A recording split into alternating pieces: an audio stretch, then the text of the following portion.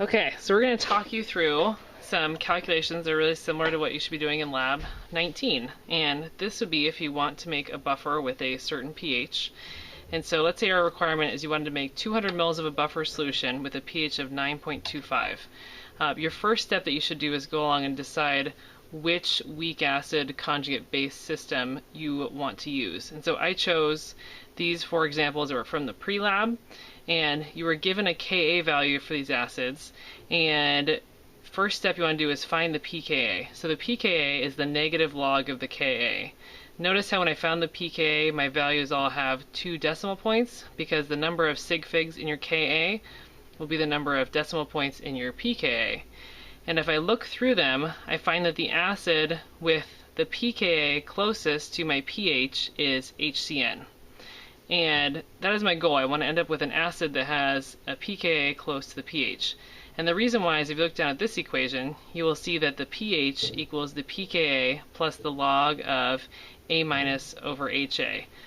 In order to be an effective buffer, we have to have fairly equal amounts of both weak acid and the conjugate base present so that they can react with any either strong acid or strong base that is added.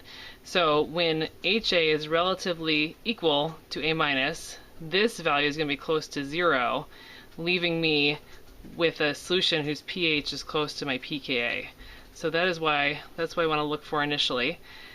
And so in order to make this buffer, I am going to want to add some HCN, which is my weak acid, and I'm also going to want to add the conjugate base. And the conjugate base is, you can find the conjugate base by just removing a hydrogen from your weak acid, because the conjugate base is whatever's left over when your acid gives up a hydrogen. So when I remove a hydrogen from HCN, I'm left with the Cn minus ion, the cyanide ion. And you can't find, jars of pure cyanide ion sitting on the shelf. What we typically need to do is to find a salt that contains the cyanide ion in it. So for example, I might use sodium cyanide, which maybe we have that in solid form sitting around, or maybe potassium cyanide would be a good choice. So to make my buffer, I'm going to mix HCN, my weak acid, and sodium cyanide, which is the salt of the conjugate base. And notice my pH doesn't exactly equal my pKa, so I can figure out what my ratio of base to acid should be using this equation right here. So, I'm going to scoot this up. If I plug in my values, I want my pH to be 9.25. The pKa of the acid that I chose was 9.20, and if I plug that in, I will get this. When I subtract 9.20 from both sides, I will end up with 0.05 equals the log of my A minus concentration over my HA concentration. And if I raise both sides to the, if I do 10 to the power of both sides, my log will cancel out and I will end up with 10 to the 0.05, which is, if you calculate it out, that is 1.12. That is what my ratio of A minus to HA should be.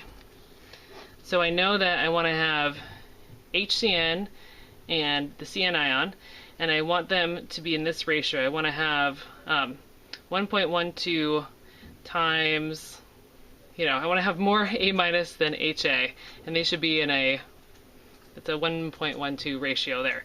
So how do we apply that to the rest of our parameters?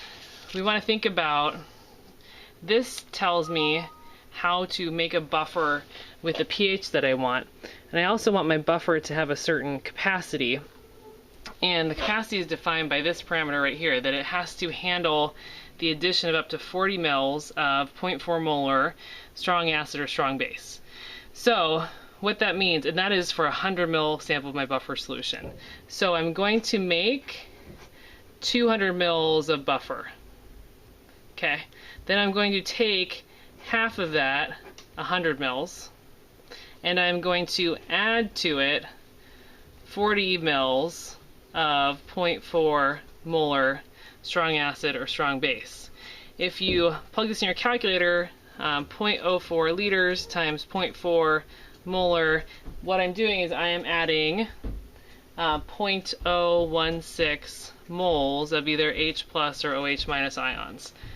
In order for this buffer solution to resist changing pH, that means I need to have at least 0.016 moles of A minus present to react with any H plus I would add, and I also need to have 0.016 moles of HA present to react with any hydroxide I might add. So that leads me to my minimum concentration. So since I need this much acid, weak and weak base in a 100 ml sample of my buffer, that means that my concentration of my buffer, in order to get the right buffer capacity, would be 0.016 moles divided by 0.1 liters. So it needs to be at least 0.16 molar, and that's the minimum concentration for both buffer components, for HA and A minus. And now I should be able to go back to my ratio, and I know that I want my A minus and my HA to be present in a 1.12 to 1 ratio. So I take this equation right here and I rearrange it. I can write it like this. My A minus concentration is going to be 1.12 times my HA concentration. So I need more A minus than HA. And since this is my minimum concentration, I'm going to plug this value in to my HA. So when I do that, that gives me my A minus is 1.12 times 0.16 molar. So that gives me about 0.18 molar.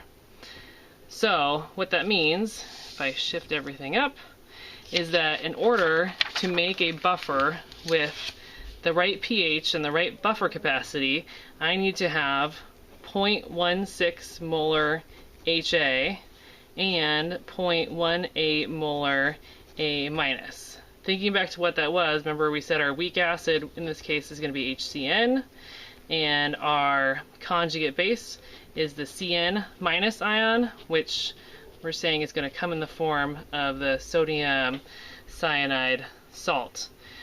So then the final step is, well, how do I actually make this? So if you want a solution, for example, to be 0.18 molar sodium cyanide, and you know you want to have 200 mils of it, then you can say, well, if I've got a molarity and a volume, you can calculate how many moles of sodium cyanide you would need. And so if I calculate that right now, I get 0.18 times 0.2. That means I need 0.036 moles of sodium cyanide in my 200 ml buffer solution. And you can use the periodic table to find the molar mass and figure out how many grams of sodium cyanide that would be. And if you are given your acid, you're likely to be given your acid in a solution form, in which case you can use M1V1 equals M2V2. So let's say that you are given a solution which is 0.5 molar HCN. You know you want to end up with 200 mils of 0.16 molar. So my M2 is 200 mils. Sorry, that's my V2. My M2 is 0.16 molar. Okay, what I'm starting out with is 0.5 molar. And then you can go through and solve for V1, and that will tell you what volume of your 0.5 molar HCN you need to get 200 mils of 0.16 molar HCN. And so that kind of walks you through all the steps you'll need to do to prepare your buffer.